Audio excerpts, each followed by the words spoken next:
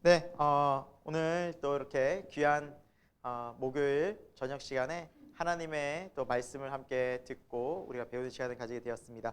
우리 함께 우리 모일 때 주 성령 임하리 함께 우리 찬양하면서 나가도록 하겠습니다.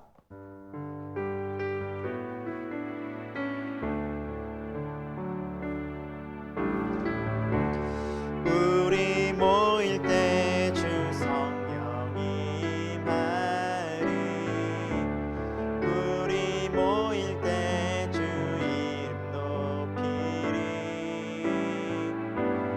우리 마음 모아 주를 경배할 때 주님 축복하시리 주님 축복하시리 우리 모일 때 주 성령 임하리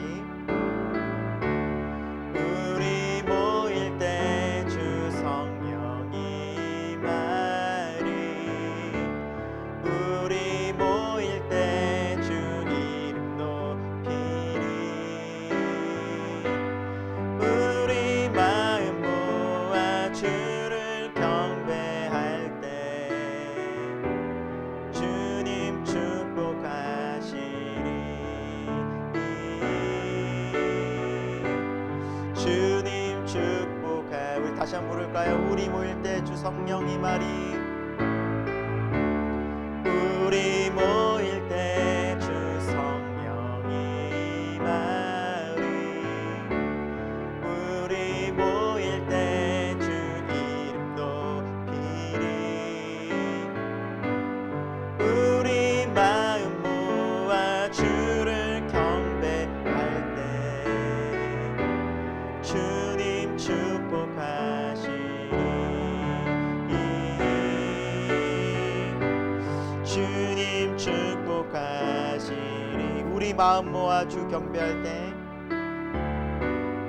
우리 마음 모아 주를 경배할 때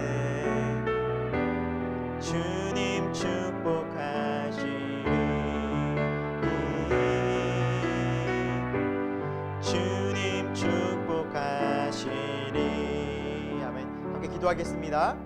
하나님 이 시간도 우리가 함께 주님의 이름으로 모였습니다. 이 자리에 우리의 마음 가운데 성령 하나님께서 충만히 임하여 주옵소서. 그래서 하나님의 말씀을 듣고 하나님의 뜻을 분별하여 이 시대를 바른 믿음으로 또 주님과 함께 동행하면서 또 감사하고 기뻐하고 주님 안에서 평안한 가운데 이 시대를 살아갈 수 있는 믿음의 성도들 다 되도록 인도하여 주옵소서. 마치는 시간까지 성령 하나님께서 우리와 함께 하시기를 소망하오며 예수 그리스도의 이름으로 기도드립니다. 아멘.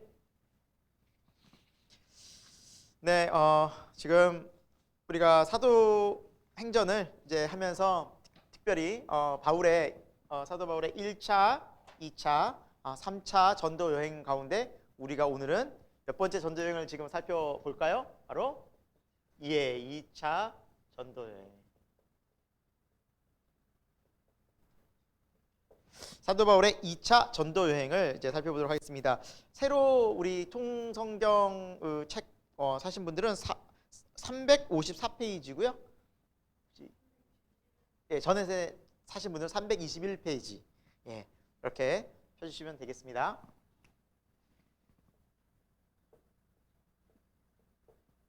또 새로 산 책은 354페이지인데 이렇게 함께 좀 살펴보고 가도록 할 텐데요.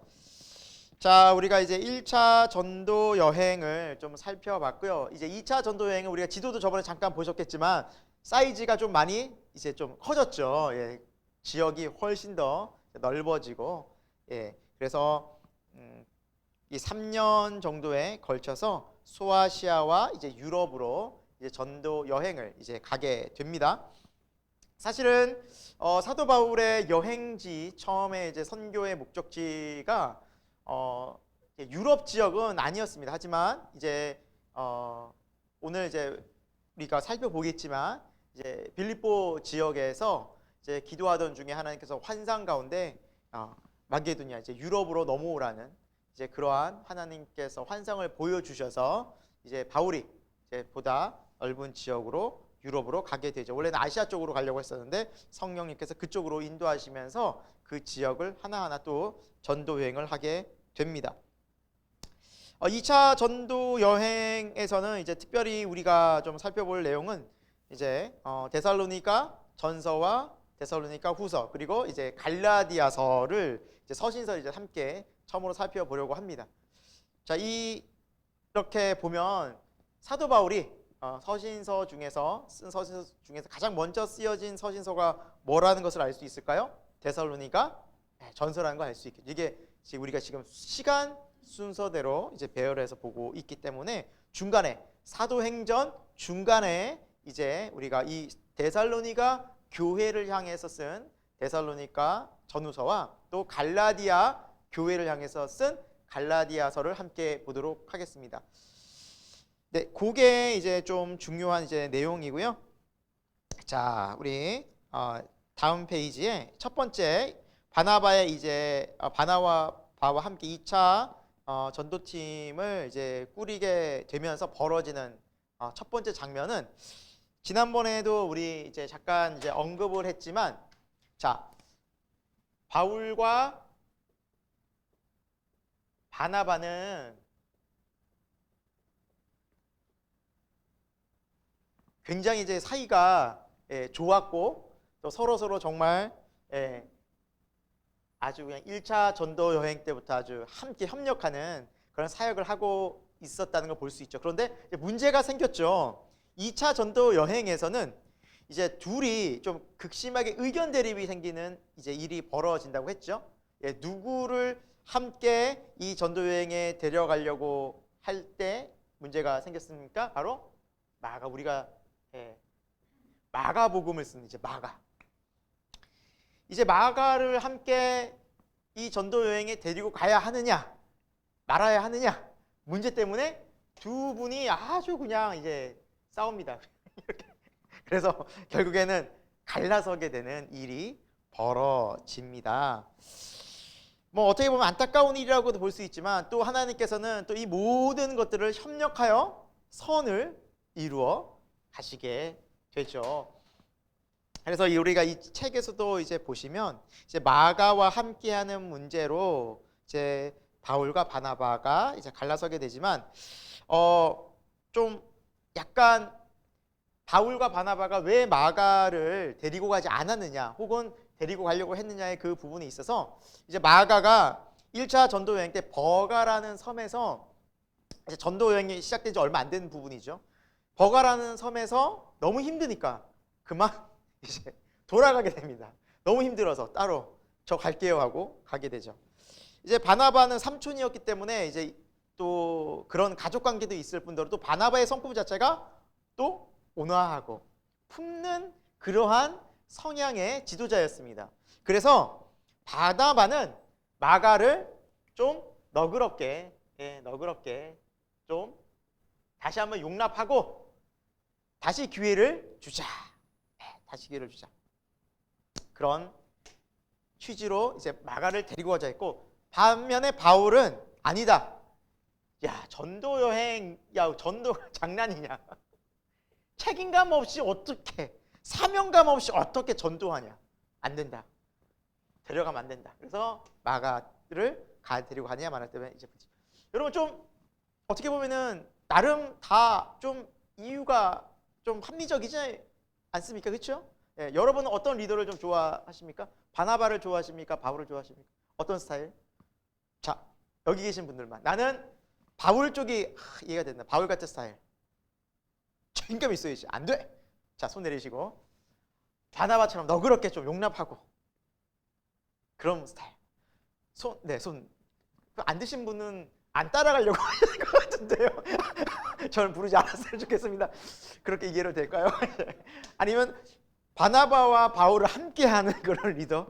네, 아무튼 좋습니다. 중요한 건 각자 선교적 지향점이, 목회적 지향점이 좀 다를 뿐이지 다 이해는 돼요. 그렇죠? 네. 그래서 바울은 누구를 데려갑니까? 예, 신라, 바울과 신라. 신라라는 또 귀한 믿음의 일꾼 리더를 데리고 가고요. 이제 바나바는 이제 마가와 함께 전도여행을 2차 전도여행을 떠나게 됩니다. 자, 물론 저번에도 언급드렸다시피 자, 이제 마가와 바울은 어떻게 회복이 될까요? 회복이 돼요. 네, 회복이 되고요. 후에 이제 사도 바울이 로마의 감옥에 갇혔을 때 마가를 데리고 오라. 그가 나에게 꼭 필요한 사람이다. 하고 이제 마가를 부르는 장면이 또 나옵니다. 예. 그리고 우리가 알다시피 또 마가는 이런 또 바나바의 다시 한번 주어지는 기회 속에서 좋은 리더로 성장해서 무슨 복음서를 씁니까? 마가복음을 쓰는. 네. 그래서 정말 귀한 또 일꾼으로 실수도 하고 때로는 실패도 했지만 또 하나님께서 이제 은혜를 주시고 또 이런 좋은 또 리더를 또 만나서 이렇게 잘 성장하게 되는, 실패를 딛고 성장하게 되는 또 그런 또 은혜의 삶을 살게 됩니다. 자, 결국 그래서 바울과 바나바는 각기 따로 이제 전도 여행을 떠난다는 장면이 이제 쭉 15장에 이제 나오고요.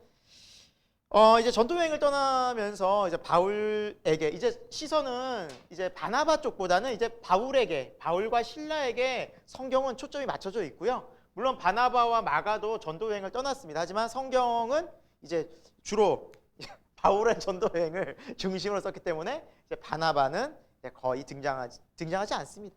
이제 바울과 신라 중심으로 2차 여행이 이제 거의 정리가 되고요. 인물들을 이제 살펴보면 이제 아까 전 바울과 신라라는 이제 인물이 이제 2차 전도여행이 나오고요. 여러분 이제 디모데라는 인물을 잘 알고 계실 겁니다. 그렇죠? 예. 뭐 디모데 전후서도 있고요. 디모데에게 쓴 편지. 디모데라는 이 인물은 이제 1차 전도 여행 때 루스드라라는 곳에서 복음을 듣고 또 회심을 하고 예수님을 믿게 된 사람인데요. 어머니는 유대인, 아버지는 헬라인이었습니다. 그래서 이방인과 유대인이 결혼을 해서 이제 낳은 이제 그 자녀였고, 디모데는 어릴 때부터 이제 어머니 또 외조모로부터 이제 깊은 하나님을 향한 경외하는 신앙을 잘 훈련받아서 하나님 말씀이 들어가고 또 성령님을 경험하면서 충성된 또 주님의 제자가 되고, 특히 바울의 영적 아들로서 끝까지 바울과 함께 동역하고 충성되게 일을 한 젊은 지도자였습니다. 한 예로 얼마나 이제 이분이 정말 열심히 좀 사역을 하고 충성됐냐면, 이제 빌립보 교회까지 이제 편지를 전달하러 가는데 이제 로마에서 빌립보까지 이 거리가 무려 쉬지 않고 40일을 가야 되는 거리라고 합니다. 근데 그거를 전달을 해요. 또 전달을 하고 끝나는 게 아니라 빌립보의 소식을 또 다시 바울에게 또 전달을. 합이 거의 이제 80일, 100일 가까이 되는, 쉬지 않고 40일이었으니 뭐 여러 가지 가정들 따져보면 50일, 왕복 100일을 그 힘든 거리를 그 편지 하나 전하러 서신 전하기 위해서 충성되게 일했던 주님의 제자가 바로 디모데였고요. 디모데는 몸도 연약했다고 합니다. 그래서 이제 그런 서신서에 보면 그런 내용이 있죠. 너가 몸이 안 좋은데 나는 병 때문에 포도주를 좀 이제 쓰면서 너의 몸도 좀 챙겨라. 그래서 이제 몸도 이제 어떻게 보면 건강한 몸이 아니었지만 주님 나라를 위해서 끝까지 충성되게 살았던 사람이 바로 디모데고요. 또 이제 바울과 함께 귀하게 사역했던 한 분이 누구냐면 바로 누가입니다. 의사 누가. 누가는 어떤 복음서와 어떤 책을 썼습니까? 누가복음과 사도행전을 썼죠. 그래서 누가라는 이 인물은 안디옥 출신의 의사였고요. 그리고 이 누가는 문학적인 재능 또 역사적인 통찰력이 아주 뛰어난 사람이었다고 합니다. 그래서 누가복음을 보면 마태나 마가나 또 다른 뭐 요한복음에 이제 비교해서 굉장히 표현들이 풍성하고요. 그리고 정말 그 복음서 중에서 분량으로 따지면 누가복음이 제일 많다고 합니다. 그래서 굉장히 많은 내용을 이렇게 집중적으로 잘 표현해. 표현력도 뛰어나고 또 역사성이 뛰어나서 이 사도행전을 쓰게 됩니다. 사도행전이 굉장히 이제 성경에서 중요한 역할을 하잖아요. 우리가 사도행전을 공부하면 공부할수록 이 사도행전 사이사이에 서신서들이 다 들어오거든요.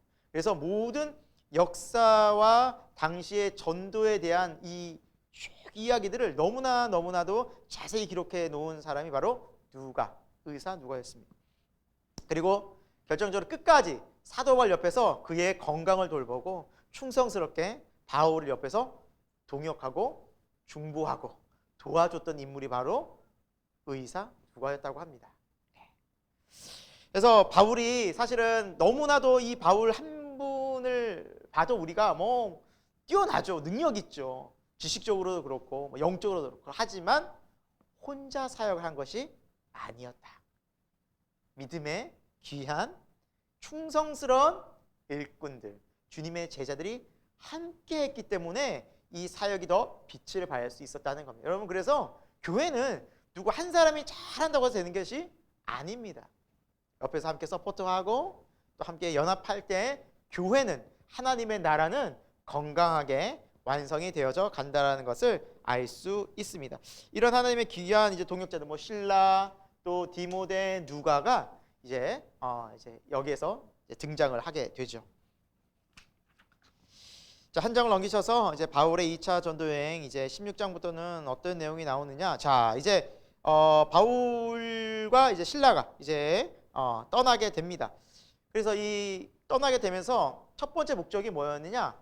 각 교회들, 그러니까 1차 전도 여행 때 세운 각 교회들을 돌아보는 게 목적이었습니다. 근데 그 교회들을 돌아볼 때 무엇을 가져갔습니까?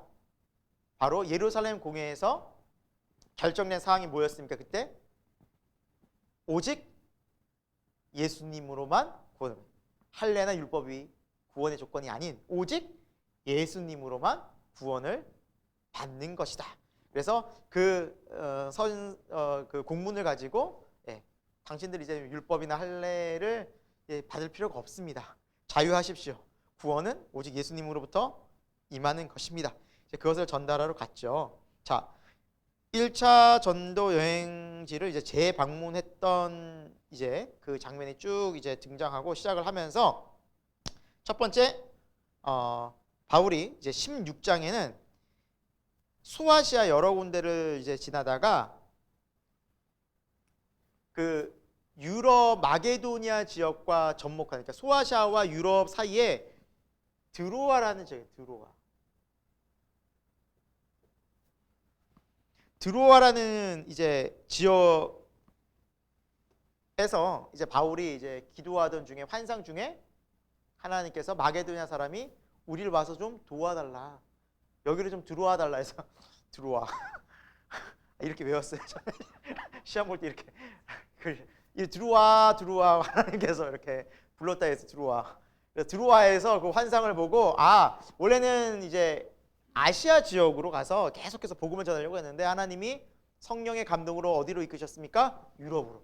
그래서 사실 이제 역사적으로 보면은 기독교가 유럽에 먼저 전파되지 않습니까? 그래서 하나님의 계획하심이었어요. 인도하심이요. 만약에 바울이 거기에서 드로아에서 아시아로 왔다면 아마 아시아가 먼저 복음화가 됐을 것입니다. 그러나 하나님의 역사는 유럽이 먼저였어요. 자, 아무튼 하나님께서 그를 이제 유럽 지역으로 이끄셔서 선교를 시작하게 됩니다. 마게도니아 지역으로 하게 되고요. 그 첫 번째 성이 이제 빌립보 성이라는 곳이었죠. 이제 빌립보 성에서는 또 자색 옷감 장사를 하던 루디아라는 이제 여인을 또 만나게 됩니다. 루디아 여성, 믿음 좋은 여성을 만나서 이곳에서 거하면서 이제 하나님 나라의 복음을 전하게 되죠. 하지만 또 이제 그곳에서 빌립보에서 또 복음을 전하다가 우리가 잘 아는 빌립보 감옥에 갇히게 되죠. 그렇죠? 한 귀신 들린 한 이제 여종을 이제 고쳐줬는데 그 귀신 들린 여종을 통해서 점을 치던 그 주인들이 고발을 해버립니다. 바울 왜? 이제 귀신이 나갔어요. 그 여종이. 그러니까 신기가 없어져 버린 거예요. 그러니까 그 신기를 통해서 이제 주인 사람들이 그 여성을 데리고 다니면서 점도 보고 돈도 벌고 있는데 이제 신기가 귀신이 나가버리니 아무 능력이 없는 거예요. 그러니까 화가 나니까 바울과 신라를 고소해서 억울한 누명을 씌워서 고소를 해서 결국에 감옥에 갇히게 되죠. 하지만 그 감옥조차도 하나님께서 구원의 예정을 하시던 그런 장소였던 것이죠. 거기에서 기도하고 또 찬송하면서 감옥 문이 열리면서 또 그 모습을 보고 간수장이 자결하려고 하다가 사도 바울이 당신의 생명을 그렇게 죽이지 말라 해서 멈추라 하면서 내가 이제 어떻게 하면 구원을 받겠습니까? 그래서 나온 말씀이 바로 우리 교회 올 한 해 표어 말씀, 주 예수를 믿으라 그리하면 너와 내 집이 구원을 받으리라. 이 말씀을 듣고 온 가족이 구원을 얻는 놀라운 일이 벌어지게 되죠.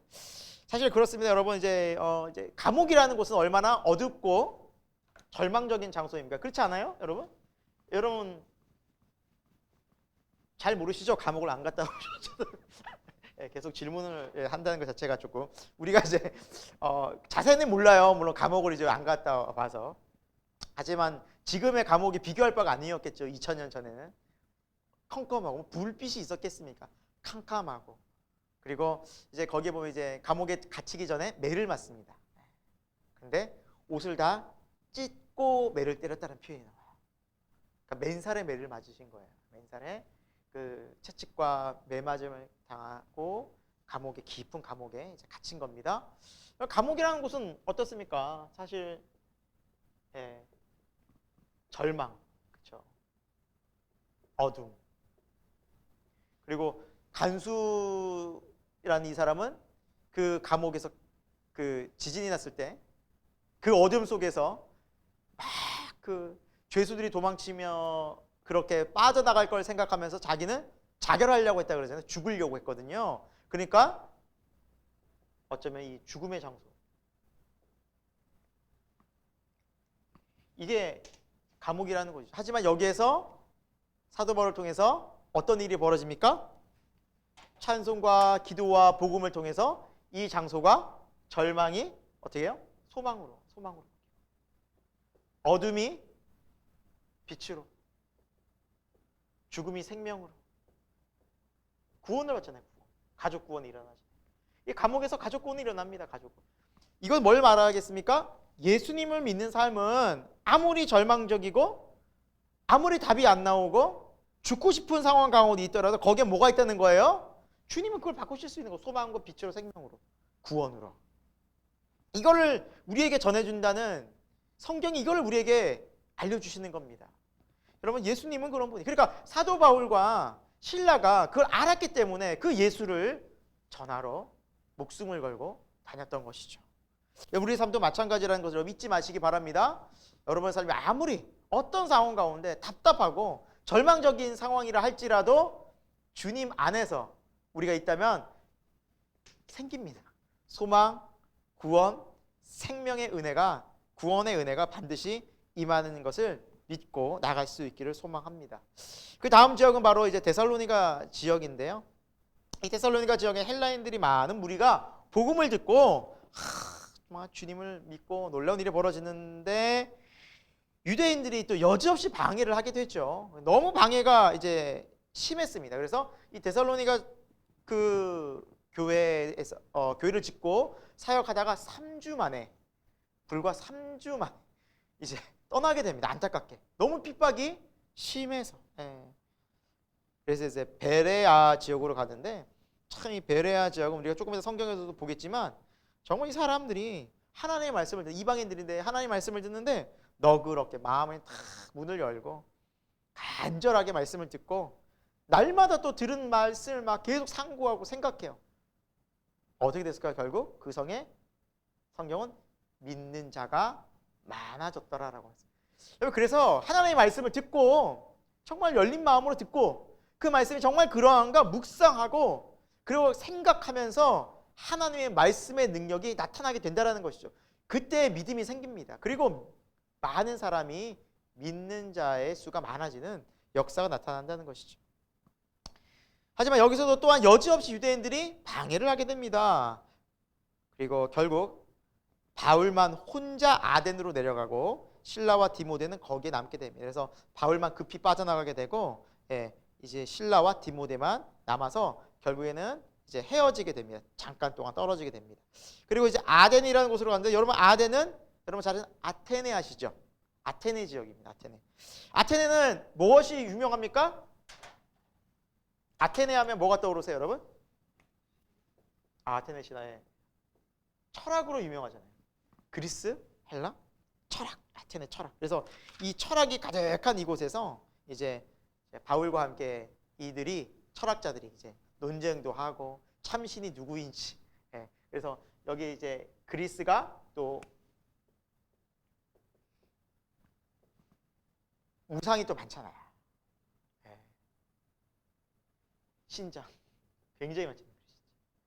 당연히 우상들이 많은 이곳에서 이제 바울이 철학자들 또 우상 앞에서 복음을 전하게 되죠. 그리고 이제 복음을 전하고 다음 행선지로 옮기는데 다음 행선지가 바로 고린도 지역이었습니다. 고린도 지역. 예. 이제 고린도 이제 지역에 와서 이제 고린도 교회도 세우고 고린도에서 하나님의 나라의 복음을 전하면서 또 이곳에서는 우리가 잘 아는 브리스길라와 아굴라 부부를 만나게 됩니다. 브리스길라와 아굴라. 근데 우리가 브리스길라와 아굴라 하는데 남편이 먼저 나올까요? 이름이 아내가 먼저 나올까요? 아내가 먼저 나와요. 아굴라가 남편이에요. 브리스길라가 아내예요. 보통 이러지 않거든요. 보통 이제 성경은 약간 좀 남성들을 좀 뭐 유대 문화가 그랬고 하지만 그걸 뛰어넘는 믿음의 관점에서는 아마 이 여성인 아내인 브리스길라가 더 신앙이 좋지 않았을까? 더 영향이 있지 않았을까? 성경적으로. 그래서 믿음은요, 여러분, 남성이나 여성이나를 뛰어넘어서 누가 정말 하나님을 잘 믿느냐가 중요해요. 누가 하느냐. 그래서 이제 브리스길라와 아굴라를 만나서 귀한 믿음의 동역을 하고요. 그들의 도움을 받고 이제 함께 생활을 하게 되는데요. 브리스길라와 아굴라는 이제 천막을 만드는 일을 했다고 합니다. 그래서 바울도 이제 천막을 만드는 일을 같이 해서 함께 낮에는 일하고 또 저녁에는 복음 전하고 낮에는 일하고 복음을 전하면서 이곳에서 고린도에서 어느 정도 있느냐? 1년 6개월을 머물게 됩니다. 1년 6개월. 그래서 그곳에서 많은 사람들을 계속해서 지속적으로 복음을 이제 전하게 되고요. 그래서 이 고린도 교회에서 쓴 책이 데살로니가 전후서라고 이제 하고요. 그리고 학자들 따라서는 갈라디아서도 이 고린도에서 썼다라고 하는 분이 있고 에베소에서 썼다고 하는데 분도 있는데, 그래서 우리는 고린도에서 썼다고 하는 좀 의견을 따라서 갈라디아서도 이제 같이 보도록 하겠습니다. 그래서 이 고린도에서 굉장히 많은 또 일들을 하게 되죠. 그래서 끝으로 이제 고린도에서 마지막을 쭉 마치고 이제 에베소를 거쳐 안디옥으로 돌아오게 되면서 이제 안디옥 교회에 도착하면서 안디옥에서 출발해서 안디옥으로 쭉 한 바퀴 돌고 돌아오죠. 그러면서 2차 전도 여행이 마무리가 됩니다. 네, 여러분 3년간의 일정을 이렇게 짧게 우리가 돌아봤습니다. 3년의 일정을 우리가 짧게 이렇게 전체적으로 살펴봤고요. 여러분 이게 때로는 이제 지역 이름들이 좀 낯설 수 있어요. 그때마다 뭐 어떻게 방법이 없어요. 우리가 사는 지역도 잘 모르잖아요. 저는 약간 좀 창피한 얘기일 수도 있는데 전 경주가 바다랑 붙어 있는지 처음 알았어요. 저는 이제 경주 여행 가서 경주가 바다랑 붙어 있더라고요. 그래서 한국도 우리가 잘 모르는구나 내가 이렇게. 근데 지금 유럽 지역을 얘기하니 어떻게 잘 알겠습니까? 그래서 뒷면에 있는 지도를 자주 참조하시면 좋겠습니다. 그래서 지도를 여기 이렇게 붙어 있구나, 이렇게 이동했구나 하면 여러분 조금 더 이해하기 쉬울 것 같아요. 자, 다음 이제 페이지에 보시면 전도 여행에서 이제 함께 읽을 편지가 데살로니가 전서, 후서, 갈라디아서라고 우리가 여기 이제 책에 나와 있는데 이 부분도 함께 잠깐 우리 개관을 잠깐 하고요. 우리 성경을 우리 2차 전도 여행 성경을 이제 살펴보도록 할게요. 자, 첫 번째 책인 데살로니가 전서입니다. 데살로니가 전서.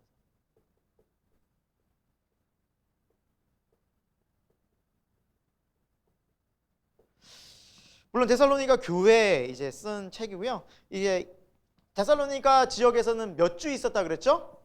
네, 3주. 그러니까 급하게 오느라고 참 바울의 마음이 항상 안타까웠을 거예요. 예. 왜냐하면 더 있고 싶었지만 유대인들의 방해가 너무 심해서. 그래서 항상 그 소식이 궁금했어요. 그런데 와, 딱 들려오는 소식이 어때요?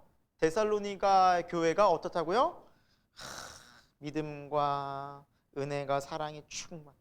너무너무 기쁜 거예요. 너무너무 바울이 기쁜 거예요. 내가 3주밖에 거기 있지 않았지만 정말 그 교회 여러분의 삶이 너무너무 내가 너무너무 기쁘고 감사하고 이루 말할 수 없을 만큼 기쁨을 갖고 있습니다 하고 편지를 쓴 거예요.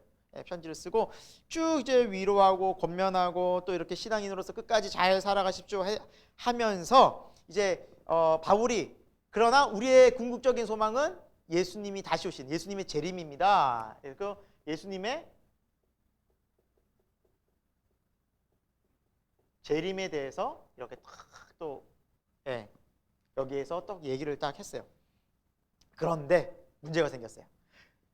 예수님의 재림하면 사실은 이것이 굉장히 중요한 이슈이긴 한데 자세히 이것을 설명을 짓지 않으면 오해할 수 있거든요. 무슨 오해일까요? 자, 예수님이 곧 오셔요. 그리고 예수님 오시면 어떻게 돼요? 모든 이 세상의 일들은 다 의미 없어지는 거예요. 영원한 천국에 사니까. 그렇죠? 뭐 여러분들이 아마 한 달 뒤에 예수님이 오신다 그러면 여러분 뭐 하시겠어요?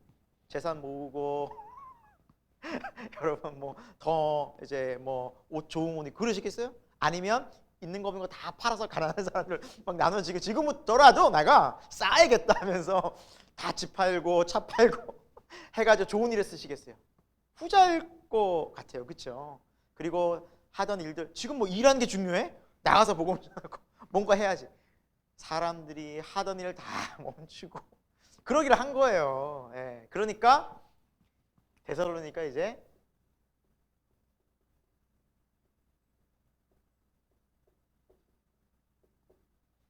후서를 이제 급히 쓴 거예요. 뭐에 대해서 좀 얘기가 많이 나올까요? 재림에 대해서. 재림은 그런 거 아니다. 예수님의 재림은 그런 거 아니다.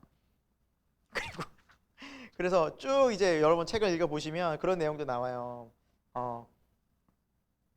데살로니가 이제 후서 3장 11절 12절 재림이 얼마 남지 않았다고 해서 이제 일부 교인들이 이제 삶의 중심을 잃고 흩어지는 이렇게 잘못된 모습을 보이는데 제가 한번 말씀 읽어드릴게요.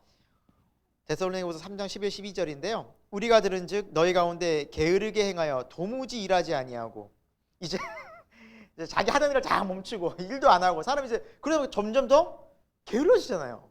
게을러지고 일도 안 하고 주님 오시는 데는 이제 그리고 일만 만드는 사람들이 있다 하니 자 이런 사람들에게 우리가 명한다. 주 그리스도 예수 안에서 권하기를 조용히 일을 하고 자기 양식을 먹으라. 그러니까 자기 일에서 양식을 벌어 먹으라는 거예요. 그리고 요 앞절에는 3장 10절에는 일하기 싫어하는 자는 먹지도 말라라는 말씀을까지 해놨어요. 그러니까 그만큼 잘못된 예수님의 재림에 대한 오해를 이제 사도 바울이 이제 잘 설명해 준 거죠. 여러분 사실은 이 재림의 문제도 사실 요즘 많은 잘못된 이단들이 이 재림의 잘못된 사상들을 가지고 잘못 설교하면서 여러분 실제로도 지금도요 오늘날에도 이 재림에 대한 잘못된 설교를 듣고 진짜 실제로 짐 싸서 해외로 가시는 분이 있을까요? 없을까요? 많이 계세요. 심지어 많이 계세요. 제가 전에 섬기던 교회에서도 짐 싸서 가야 되느냐 말아야 되느냐를 가지고 고민하시던 분이 실제로 계셨어요. 네. 뭐 무슨 소용이 있냐. 거기 그 섬에 가서 이제 주님 오실 날만 기다리는 거예요. 거기서 공동체. 근데 100% 이제 너무너무 이제 착취당하시고 고통당하시죠. 그런 대부분의 분들이.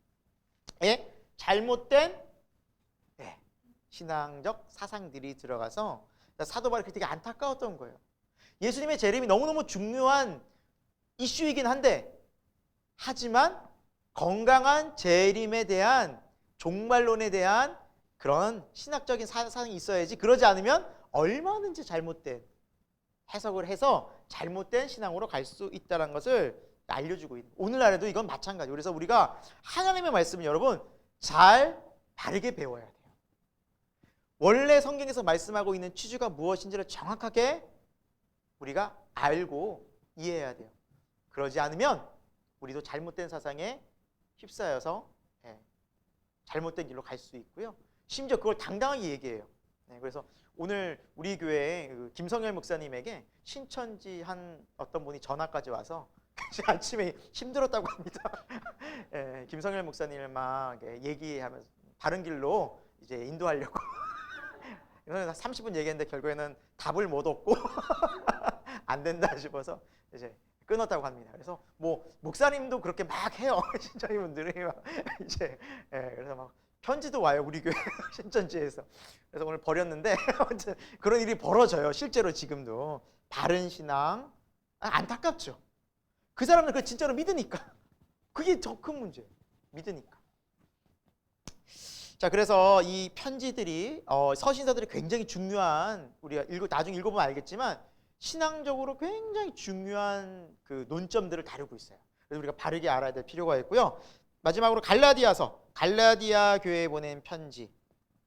자, 이 갈라디아 교회는 1차 전도여행 때 사도 바울이 이제 갈라디아 지역에 세운 교회를 돌아보면서 다시 썼는데, 쓴 장소는 아까 전에 말씀드렸다시피 고린도라는 의견이 있고 에베소라는 의견이 있는데, 우리는 고린도라는 이제 의견을 따라서 여기 2차 전도여행 때 썼다라고 이제 보고 좀 살펴보겠습니다.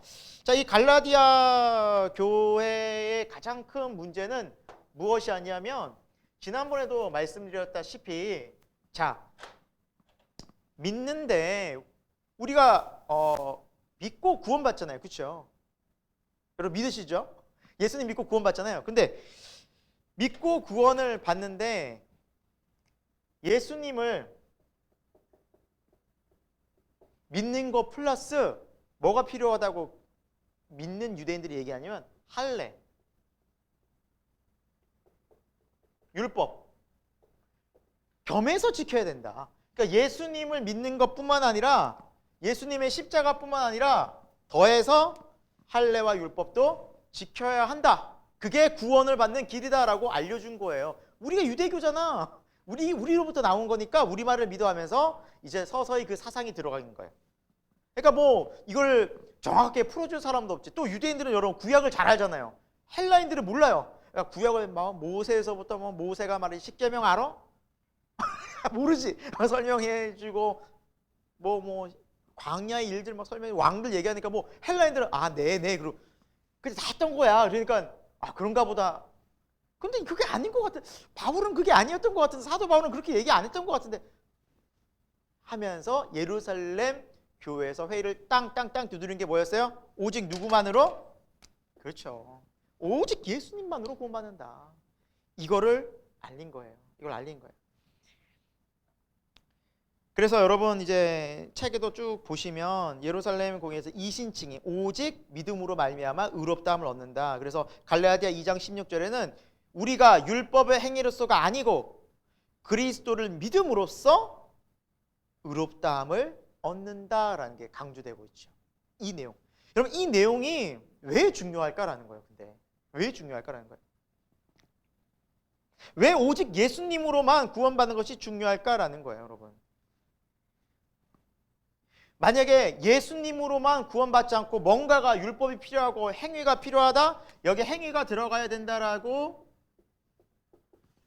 하는 순간 무슨 일이 벌어지냐면 예수님의 구원이 온전해질까요? 온전해지지 않을까요? 온전해지지 않다라는 거예요.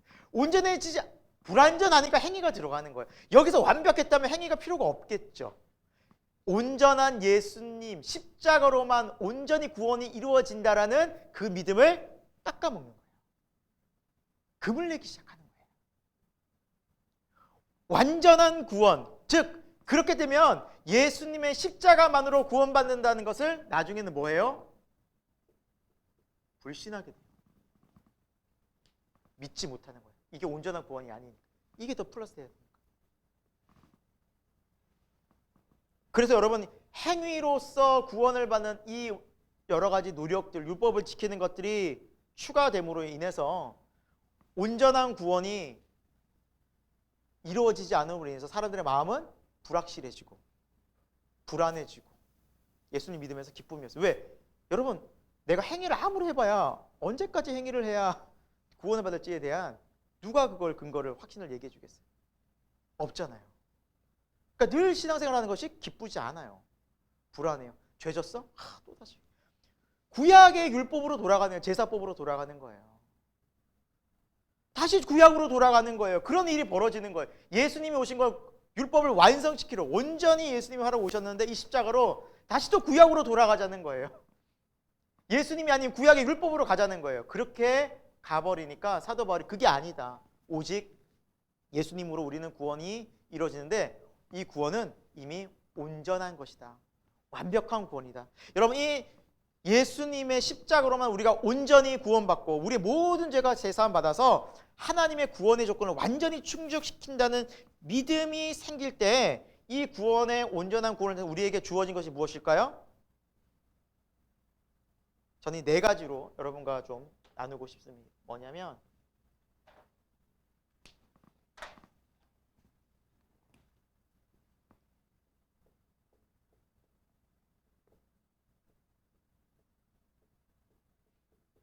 첫 번째, 완전한 자유예요. 죄에서 완전히 자유해져요. 예수님 십자가에서 내가 완전히 예수선 받았다는 확신이 들잖아요. 완전한 자유를 얻어요. 모든 죄에서. 그러면은 이 완전한 자유는 완전한 감사로 이어져요. 완전한 감사. 하나님이 하셨구나. 그리고 우리는 완전한 이게 은혜였구나. 우리가 한 게 아니라 전적인 하나님이 은혜로 주신 거구나. 은혜를 깨닫게 돼요. 하나님이 다 하셨구나. 은혜에 감사하게 되죠. 그리고 나중에는 완전한 확신을 얻게 돼요. 내가 구원받았다. 왜? 내 공로와 내 행위는 항상 불완전한데. 불완전. 이거는 늘 불완전해요. 늘 불완전. 우리가 죄 다 회개한다고 하지만, 뜨겁게 기도한다고 하지만 돌아서면 또 죄 짓잖아요. 그러니까 늘 불안해요. 늘 행위로 하면. 그러나 예수님의 십자가로 완전히 이루어진 이 구원의 십자가의 은혜의 능력을 경험하면 확신을 갖게 돼요. 와, 예수님의 완전한 보혈의 능력으로. 그러니까 이 자유와 감사와 기쁨과 확신에 찬 신앙생활을 하도록 예수님의 십자가로 구원을 해 주셨는데 여기로 돌아가는 순간 이게 다 깨지는 거예요. 불안하고 감사도 사라지고 은혜도 없고 기쁨도 없는 율법주의가 되는 거예요. 여러분, 왜 예수님으로만 구원받는다는 것 중요한지 점점 여러분 성경책을 보시면서 아시게 될 거예요. 깊어지게 되실 거예요. 왜 십자가만 그렇게 강조하지? 왜 인간의 어떤 행위도 여기는 포함되지 않는다고 말하지? 그 이유가 여기에 있어요. 여기로 가는 순간 이걸 우리는 다 깨져버려요. 하지만 이것이 완벽해지고 깊어지는 순간 이것이 점점 우리 인생의 신앙에 깊어져요. 깊어져요. 이게 신앙생활이에요. 이게 갈라디아서를 주신 이유고요. 이 갈라디아서를 좀 더 깊게 또 포괄적으로 쓰는 것이 로마서예요. 로마서의 주제도 이신칭이 오직 믿음으로. 얼마나 중요했으면 사도 바울이 갈라디아서와 로마서에서 그렇게 강조했겠냐라는 사실입니다. 사랑하는 여러분, 구원은 우리 인간의 불완전한 행위 그리고 어떤 노력 거기에 의존하는 생활은 절대 주 안에 기쁨도 평강도 감사도 없다는 것을 기억하시고 온전한 십자가를 경험할 때 완전한 구원, 완전한 평화, 완전한 자유를 우리가 누리며 신앙생활을 할 수 있다는 것. 이미 그게 열렸어요. 그래서 그걸 경험하면서 신앙생활을 하는 게 참 그리스도인의 삶이라는 것을 여러분 말씀을 통해서 정말 진리 가운데 여러분은 그것을 경험할 수 있기를 정말 간절히 축원드립니다. 그래서 요한복음에도 진리를 알지니 진리가 너희를 자유하게 하리라. 진리가 누구예요? 내가 곧 길이요 진리요 생명. 진리는 예수님이에요. 예수님을 진짜 알 때 자유해지는 거예요. 진짜 예수님 알면 우리는 구원의 완전한 은혜 속에서 자유해진다는 사실입니다. 그래서 갈라디아서에서는 그거를 구구절절히 강조하고 있습니다. 그래서 이 어떤 우리가 전체적인 이제 뭐 무슨 내용을 알고 어떻게 이 내용이 쓰여지는 걸 알고 성경을 보시면 서신서들이 달리 보인다는 거예요. 전에는 그냥 좋은 말씀인데 와, 왜 이게 이렇게 강조됐구나 정리가 돼요. 이제. 왜 예수님의 재림이 어떤 의미에서 중요하고 왜 오직 예수님 행위가 아닌 왜 율법이 아닌 오직 예수로만 구원받았다고 하는 것이 중요한가? 거기서 완전한 자유가 임하거든요. 완전한 평화가 임하거든요. 그 마음으로 예배를 드리는 것과 불완전하고 늘 내가 이렇게 또 죄지어가지고 구원이나 받을까 이 마음으로 와서 예배 드리는 것 자체가 달라요. 근본적으로 신앙생활 자체가 근본적으로 달라집니다. 그래서 우리가 바른 말씀, 바른 진리를 아는 것이 매우 매우 중요하다라는 사실입니다. 자, 여러분 좀 성경책을 같이 우리 좀 보도록 할게요. 바울이 2차 전도 여행 성경책 우리가 쭉 정말 전체적으로 흐름을 살펴봤기 때문에 성경책은 이제 쭉 한번 읽어보면서 맞구나 그렇구나라는 것을 여러분 확인하시면서 보시면 될 것 같아요. 자, 사도행전 15장이죠. 15장 몇 절이죠? 36절이죠. 죄송합니다. 15장 36절 2차 전도 여행입니다. 자, 36절에 보면 이제 바울이 이제 바나바에게 말하 우리 각성으로 다시 돌아가서 이제 방문하고 그 교회들을 돌아보자라고 얘기할 때 좋다. 근데 바나바 그러죠. 나는 마가도 데려가고 싶다. 아니다. 바울이 아니다. 그러면서 39절에 뭐라 말하고 있어요? 심히 다 떴다는 건 뭐예요? 소리 지르고 난리가 났다는 거예요. 바울의 성격이 이제 얼마나 또 강한 또 왕년의 그런 분이라서 이제 아닌 건 아닌 거야. 절대 양보 못해. 그러다가 싸우고 갈라섰어요. 그래서 바나바는 마가를 데리고 구부로로 갔고 이제 바울은 누구와 함께? 신라와 함께. 신라도 예루살렘의 귀한 리더였습니다. 신라를 데리고 이제 수리아 길리기아로 쭉 가서 교회를 경고히 했습니다. 자, 16장입니다. 이제 16장에서는 바울이 더베, 루스라 이제 전에 갔던 지역들이에요. 거기에 가서 누구를 만나느냐? 디모데를 만나게 됩니다. 그래서 디모데는 1차 전도 여행 때 루스라에서 복음을 이미 들었고 믿음 생활을 했던 분이에요. 그런데 그곳에서 이제 바울을 따르게 됐죠. 그래서 이제 데리고 가려고 하니 문제가 생겼어요. 어떻게 이방인과 함께 다니냐? 그도 엄마가 유대인이 할례를 받아야 한다. 그래서 할례를 합니다. 행합니다. 그래서 할례를 받았다라는 부분이 나와요. 3절에. 아무튼 여러 가지 충돌된 요소를 이제 최대한 줄이는 거죠. 바울도 이제 그리고 함께 이제 가게 됩니다. 자, 6절입니다. 그렇게 소아시아 지역의 여러 교회들을 돌아보려고 했는데 성령이 아시아로 가서 말씀을 전하지 못하게 하고 이제 이쪽으로 마게도니아 유럽 지역으로 부르게 되죠. 그래서 이제 9절에 보시면 드로아로 내려가는 8절에 보시면 드로아로 내려갔는데 거기서 환상 중에 마게도니아 사람이 나와서 와서 우리를 도우라라는 그런 환상을 보게 되죠. 바울은 곧 이것이 하나님의 음성인 것을 알고 순종하며 이제 그곳으로 가게 되고 이제 아시아에서 유럽으로 이제 옮겨가게 됩니다. 자, 그리고 11절부터 이제 보시면 이제 여러 이제 쭉 이제 지명들이 쭉 나오죠. 쭉 나오고 이제 중요한 것은 이제 빌립보라는 큰 성에 이르게 됩니다. 빌립보라는 큰 성에 이르게 되고 이제 빌립보에서 이제 말씀을 전하게 이제 되죠.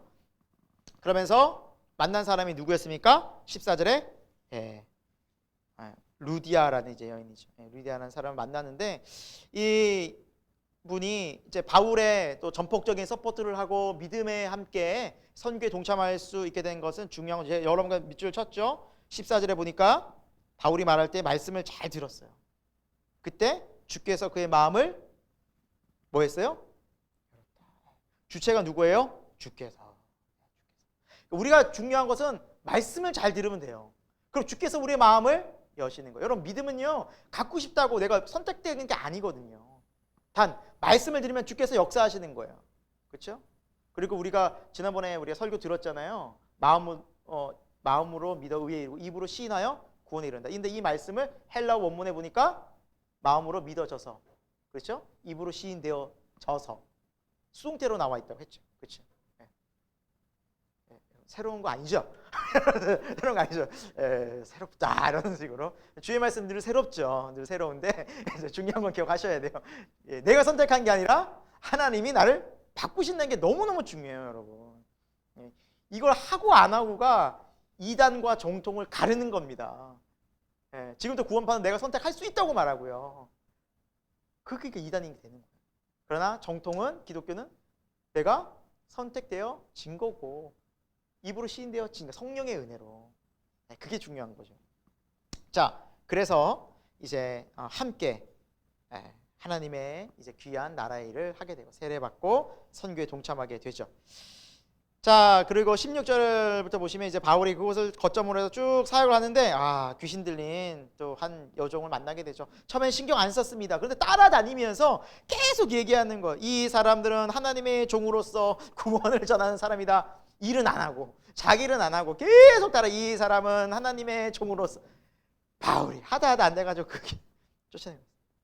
그래서 여러분 밑줄 친구들 보십시오.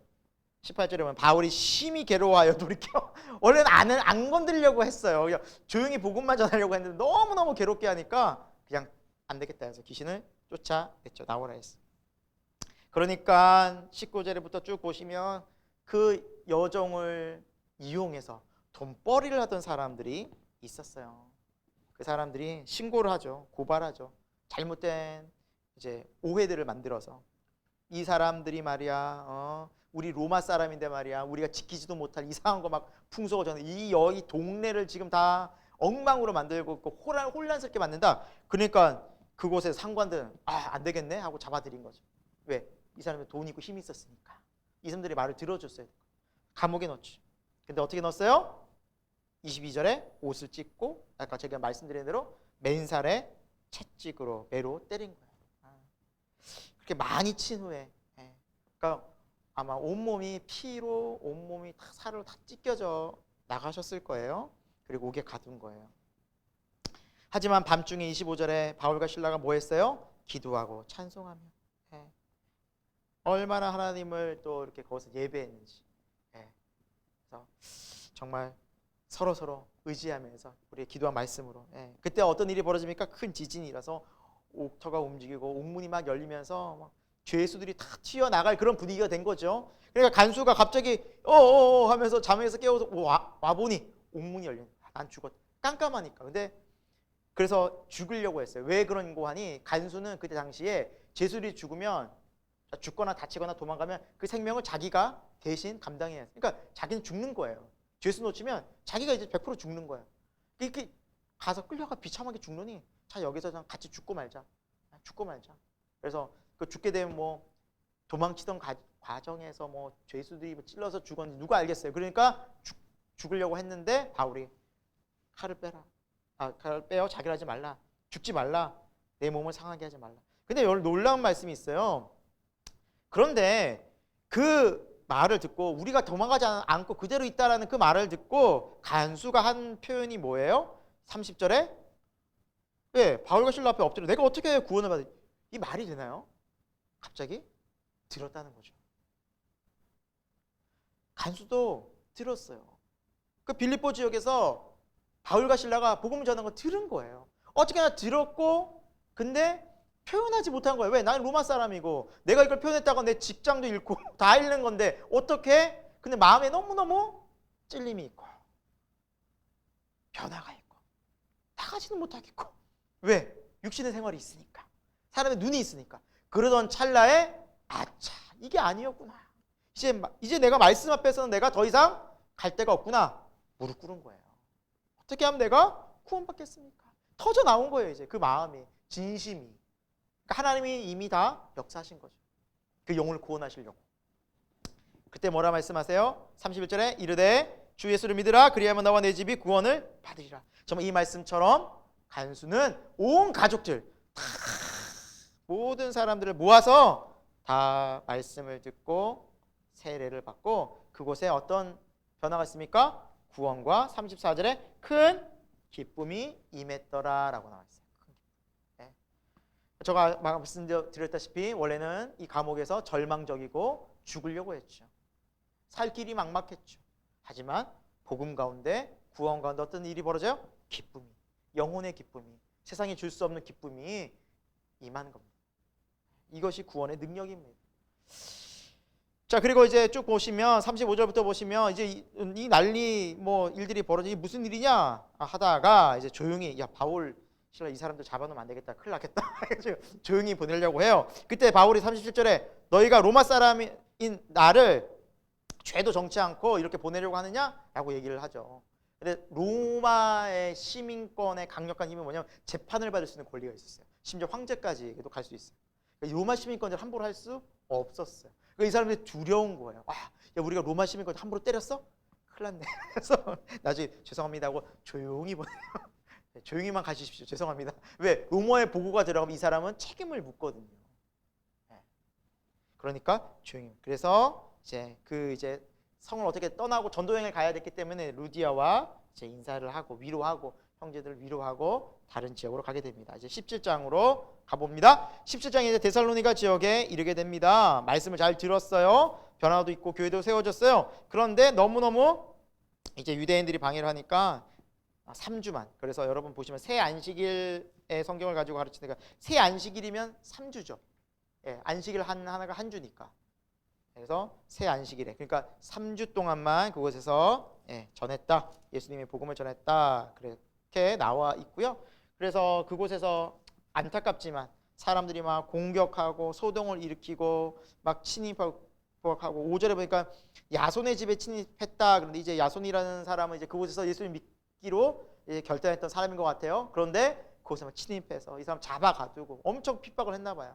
나중에 이제 보석금을 이제 내고 나오게 된 장면이 나오는데 이제 자세히는 모르겠지만 어쨌거나 이제 더 이상 여기서 복음을 전하지 않겠다. 그 조건으로 돈 내고 이제 바울은 떠나오고 그리고 이제 그곳에 이제 더 이상 복음을 전하지 않고 새로운 곳으로 가게 되죠. 그 지역이 10절에 보니까 새로운 곳이 어디였어요? 베레아 지역이었습니다. 근데 이곳 사람들의 특징이 나와요. 11절에 이런 사람 어떻다고요? 말씀을 들을 때 너그럽고 간절한 마음으로 말씀을 듣고 날마다 그런가 상고하는 생각하는 그때에 믿는 자의 수가 12절에 보니까 많아졌다. 맞아요, 여러분. 말씀을 듣고 날마다 묵상하고 그리고 그것들을 계속해서 생각하고 곱씹으면 믿음이 생깁니다. 믿음이 자랍니다. 이게 말씀의 능력이에요. 그래서 우리가 말씀을 자주 듣고 보고 묵상할 수 있는 그런 시간을 여러분이 많이 가졌으면 좋겠습니다. 그럼 믿음이 생기고요. 또 믿음이 자라납니다. 그게 말씀의 능력입니다. 그렇게 해서 베레아 지역에서 특히나 믿는 자가 많아진 이유가 여기에 있었어요. 말씀을 잘 듣고 계속 묵상이 있기 때문이죠. 자, 하지만 여전히 유대인들의 방해가 심했고 핍박이 심해서 이제 헤어지게 됐는데 바울을 이제 따로 보내고 실라와 디모데는 남게 된다라는 장면이 나와요. 그래서 바울이 내려간 지역이 16절에 보니까 아덴이라는 지역, 아테네라는 지역이었죠. 아테네. 그래서 아테네 지역을 딱 가보니까 그리스 로마 뭐 그 신화에 나오듯이 뭐 그냥 우상 천지인 거예요. 그러니까 너무 막 마음이 안타깝고 또 뭐 분노가 거룩한 분노가 이제 일어났죠. 이곳에서 이렇게 하나님을 섬기지 않고 이렇게 사람들이 이러고 있구나. 그래서 변론한 거예요. 그래서 18절에 보면 에피쿠루스와 스토아 철학자들이 있었다. 근데 이제 여러분들이 이제 아마 학교 다닐 때 이거 다 배웠었을 거예요. 에피쿠루스 학파, 뭐 스토아 학파 해가지고 여러분 아마 기억이 가물가물 나실 텐데 중요한 이제 그 두 학파였죠. 그들과 이제 논쟁하는 거예요. 진짜 정말 하나님이 누구인가? 그래서 예수 그리스도를 설명하죠. 근데 그들의 목적은 뭐예요? 19절에도 보면 이 사람들은요 새로운 가르침에 목말랐던 사람들이었어요. 그러니까 철학자들 생각하기를 좋아하는 사람들이었어. 바울이라는 사람이 전하는데 이게 진리고 이걸 떠나서 뭔가 또 새로운 가르침이야. 배워야 돼. 이게 기본적으로 되어 있던 사람들이에요. 뭘 전하지? 듣고 배우고 그래서 같이 논쟁이 벌어지게 됩니다. 그래서 아래쪽은 22절에 쭉 이제 보시면 바울의 설교가 나옵니다. 아레오바고에서 이제 쭉 설교가 나와요. 여러분 종교심이 많은 거 안다. 그런데 그 종교심이 많은 건 아는데 너희가 지금 섬기는 그 신은 참신이 아니다. 알지 못하고 섬기는 그 가짜 신들이다. 내가 진짜 참신을 온 우주를 만드신 한 분을 말해주겠다. 하나님을 소개하겠다라고 이렇게 얘기를 하죠. 그래서 하나님의 뚝 이렇게 설명을 하고 그래서 하나님은 어떤 분이다? 27절에도 우리 각 사람에게서 멀리 계시지 않다. 가까이 계신다. 예. 그 금, 은, 돌 새긴 것이 거기에 계신 것이 아니라 하나님은 우리와 함께하고 지금도 우리를 보고 계시고 살아 계신다. 우상들에 갇혀 계실 신이 아니다. 그렇게 얘기를 하고 30절에 저게 중요한 말씀이 나와요. 자, 알지 못하던 시대에는 하나님이 간과하셨다. 하지만 이제는 모든 사람들에게 복음을 듣고 회개하라고 하셨다라는 말씀이 나와요. 그래서 여러분 하나님을 정말 모르고 처음 듣는 사람들, 그 신이 정말 모르는 사람들의 하나님은 간과하셨다. 그걸 이해하셨다. 넘어가지게 하셨다. 하지만 이제는 예수 그리스도를 통해서 하나님이 누구인지 세상에 밝히 선포되었으니 너희가 이 복음을 듣고 돌아와야 한다. 그래서 바울이 복음을 전하는 이유가 여기 있고 우리가 세상에 복음을 분명히 전해야 될 이유가 여기 있어요. 이제는 어떤 시대예요? 예수 그리스도를 통해서 복음이 전해지는 시대이기 때문에 복음을 듣고 회개해야 구원받는 거예요. 이제는 만방의 정에서. 그러니까 우리가 복음을 전해야 돼요. 회개하라. 그래서 이렇게 주님의 십자가와 부활 그리고 이렇게 생명의 복음을 쭉 정했는데 32절부터 보시면 자, 세 부류가 나와요. 32절에 어떤 사람은 조롱했다. 조롱한 건 뭘 말할까요? 비웃은 거죠. 믿지 않는 거죠. 비판한 거죠. 하지만 어떤 사람은 내일 다시 듣겠다 말해요. 들을만 하겠는데? 한 번 더 들어보고 싶은데? 세 번째 34절에 몇몇 사람은 또 어떤 부류는 가까이 해서 뭐 했다? 믿었다. 믿었다라고 했어요. 여러분 우리가 복음을 전할 때 다양한 부류들이 있다는 사실이죠.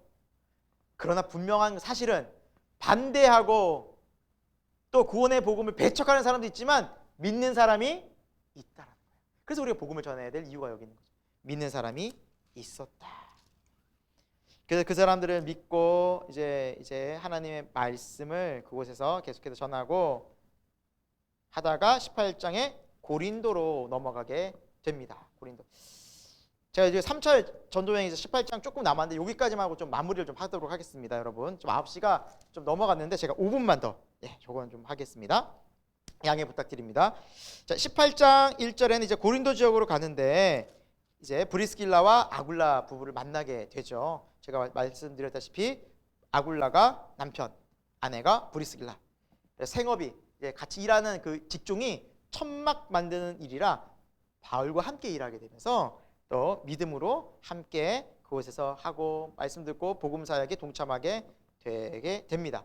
자, 5절에는 아까 전에 이제 실라와 이제 디모데가 이제 헤어지게 됐잖아요. 그래서 거기서 다시 이 고린도 지역에 합류를 하게 됩니다. 실라와 디모데도 여기서 합류를 하게 되고 마게도니아로부터 내려와서 합류를 하게 됩니다.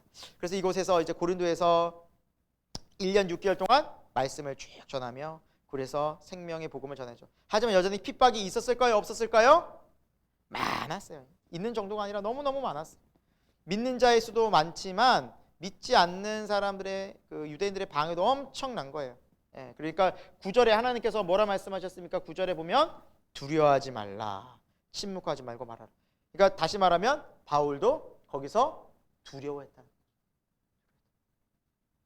복음을 전하는데도 이렇게 두려워할 수 있을까? 인간적으로 여러 가지 두렵고 고통이 따르고 그 인간적인 그런 고통들이 있는 거예요.